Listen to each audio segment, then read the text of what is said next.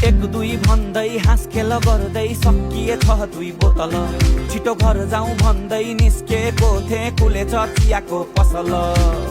अब पिउँदिन भो खोया बिर्केयो, तितो तितो मात लाग्दै जाने पछि मिठो भो। लर लर लौ घुमायो रे,